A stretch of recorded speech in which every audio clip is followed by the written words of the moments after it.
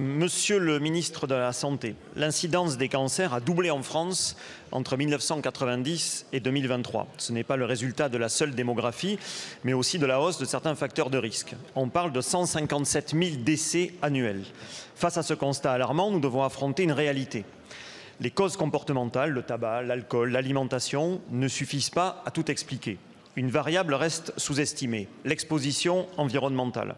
Exposition professionnelle, perturbateurs endocriniens, pesticides, pollution de l'air, de l'eau, des sols, ces facteurs pèsent lourd et doivent être pris en considération au même titre que les causes comportementales. Ils sont pourtant peu documentés aujourd'hui. Or, pour comprendre ces expositions, un outil existe, un registre national des cancers. Il est efficace, reconnu par les scientifiques et déjà utilisé dans de nombreux pays.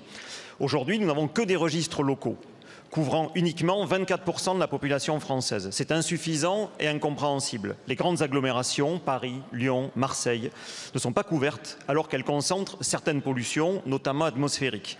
Des régions industrielles échappent également à toute forme de registre. Nous laissons ces zones dans l'angle mort. Impossible dans ces conditions de repérer de manière exhaustive des clusters et d'analyser finement les liens entre pollution et maladie. C'est une faille dans notre politique de prévention. Une proposition de loi a été adoptée à la quasi-unanimité au Sénat il y a 2 ans, mais n'a jamais trouvé de débouché à l'Assemblée. Elle est soutenue par de nombreux élus, des associations, des scientifiques, comme le montre la tribune publiée ce matin dans Le Monde à l'initiative de l'association Jeunes et Roses.